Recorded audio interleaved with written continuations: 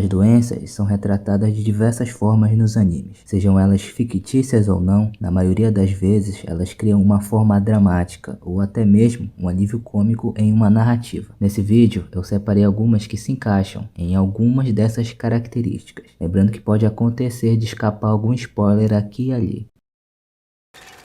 Kaori de Kimi no Uso. Não, a doença não se chama Kaori, e sim a personagem que a possui. Shigatsu wa Kimi no Uso nos traz um grupo de jovens entre 14 e 15 anos. Entre eles, Kaori Miyazono se destaca por ser muito carismática, o que faz todos à sua volta se apegarem nela. Ela é a típica personagem cheia de vida, mas que de alguma forma está morrendo. E isso faz com que a proximidade com todos cause medo e tristeza, inclusive pra gente que tá assistindo, já que em algum momento ela pode dizer adeus. Logo nos primeiros episódios, Kaori vai manifestando os primeiros sinais de sua doença, como desmaios e a quantidade absurda de medicamentos que carregava em sua bolsa. A obra não deixa claro qual é a doença de Kaori, mas podemos supor que seria ataxia de Friedreich ou anemia hemolítica autoimune. Conforme os episódios finais se aproximam, a condição de Kaori piora e podemos ver como cada personagem lida com essa situação, inclusive ela mesma. Kimi no Uso é uma obra-prima e eu pretendo fazer um vídeo em breve, já que a obra daqui a alguns meses completa 10 anos de sua estreia em formato de anime. E eu tenho um carinho enorme por ela, porque foi um anime que me fez me aproximar mais desse universo e criar o canal. Mas isso é papo para outro vídeo. Hoje em dia faz falta as obras desse nível.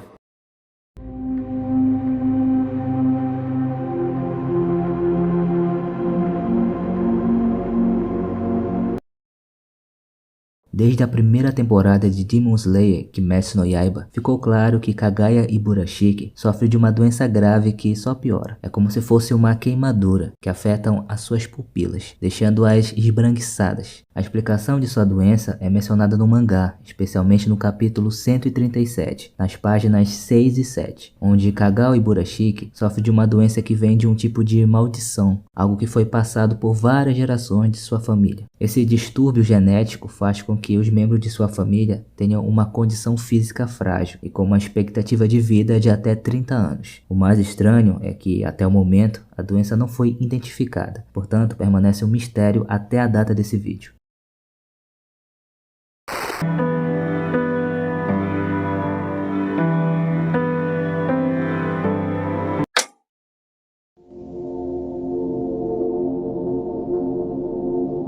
AIDS em Sword Art Online. Na parte 2 da segunda temporada de Sword Art Online, nos é apresentado a Medicumboid, uma máquina que permite uma pessoa gravemente doente entre em uma realidade virtual, permitindo que o paciente descanse, escape de sua dor e busque uma vida mais plena do que o seu próprio corpo poderia ter. Uma das primeiras pacientes a receber esse tratamento é Kono Yuki, que estava com AIDS em estágio terminal. A máquina faz com que ela tenha a oportunidade de interagir com outras pessoas com doenças terminais, com quem não poderia interagir pessoalmente, devido ao seu sistema imunológico comprometido. Yuki não só conhece pessoas semelhantes, mas também consegue viver aventuras e forma um forte vínculo com Asuna.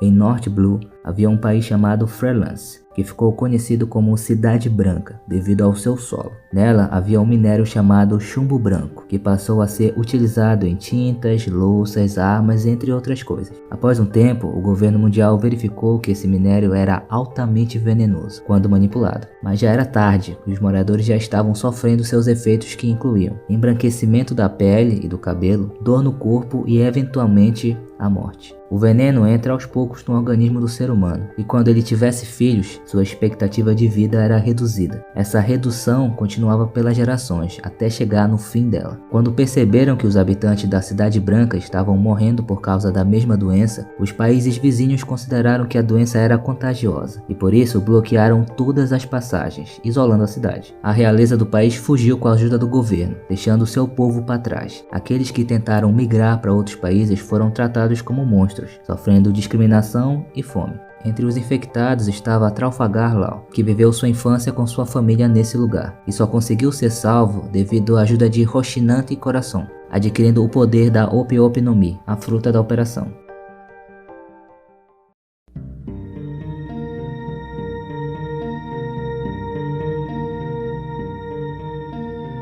Chunibyo, ou Síndrome do Oitavo Ano, é uma patologia fictícia que retrata jovens que deslocam elementos da imaginação para a realidade, adquirindo comportamentos megalomaníacos. Uma das primeiras menções a essa patologia foi no livro Manual do Usuário Chunibyo, de Ryoka Saigami. Ele descreve 3 tipos de Chunibyo. Primeiro, os que agem como delinquentes. 2. Subcultura, os que são contrários a novas tendências. E o terceiro, Evil Eye, que afirma ter poderes especiais. Acho que nem preciso dizer qual dos 3 é o mais famoso, né? Chunibyo aparece nas mais diversas obras e gêneros. Em ficção científica, Okabe Hitaru, que mantém a alcunha de cientista louco, pode se encaixar nesse caso. Em obras de comédia, não falta um personagem Chunibyo servindo de alívio cômico. Nesse caso, a Nakanaka de Komi-san é um exemplo perfeito. Porém, existe uma obra que foi um divisor de águas sobre o tema: Chunibyo Demokoi ga Shintai. A obra do estúdio Kyoto Animation nos traz uma visão mais ampla e aprofundada sobre os personagens que foram ou são afetados por essa condição.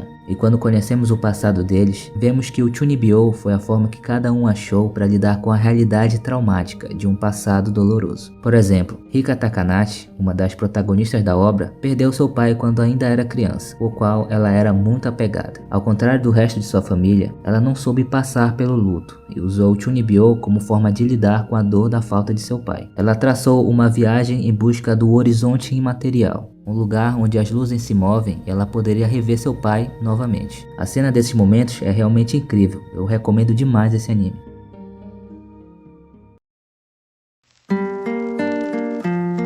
Seja qual for a premissa, obras que trazem o contexto de uma doença em suas narrativas sempre nos deixam uma importante lição sobre a vida e nos fazem questionar sobre o valor que damos a ela. Lembro até hoje da primeira vez que vi Kimi no Uso. Passei dias digerindo sobre a história, sobre o que aconteceu com a Kaori e o que ela deixou para cada um que acompanhou sua vida nos melhores e nos piores momentos. Às vezes indigesta e até um pouco lenta, animes de drama nos ensinam muitas coisas.